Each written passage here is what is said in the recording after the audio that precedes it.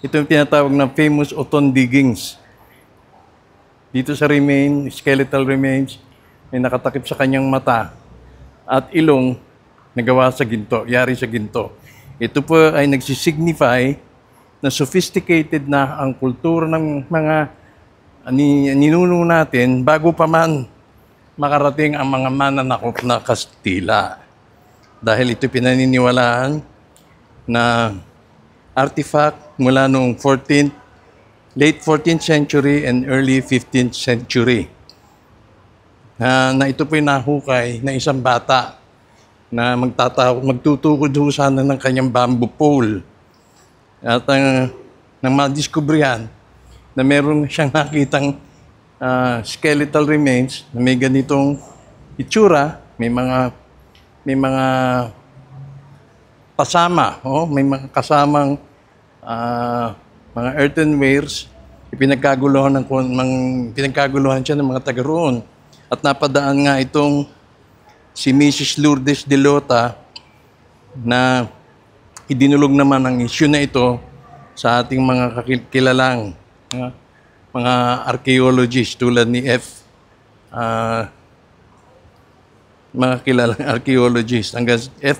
Landa Hucano noong 1967 at ni Alfredo Evangelista pinangasiwaan ang paghuhukay doon sa graveyard. May graveyard pala doon yung nadiscover ng bata sa San Antonio, Uton.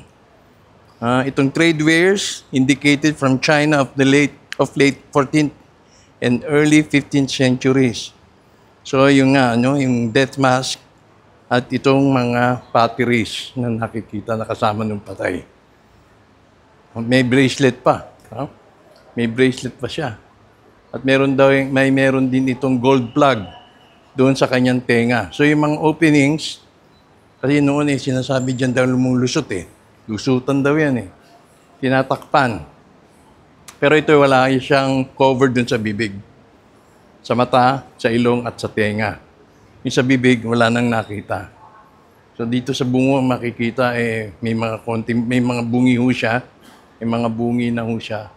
At siguro babae ito dahil base dun sa kanyang bracelet. Yan. Okay. So ito naman ang talagang sinadya natin dito sa Iloilo Museum.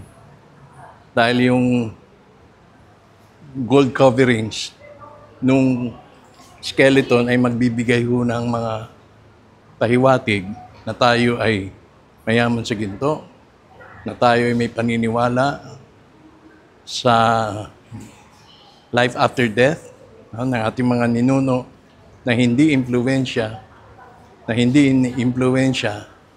ng relihiyong kinikilala natin ngayon. Ito'y talagang mga sinaunang paniniwala na free from any influence from the present religion na kinikilala natin as Catholic religion.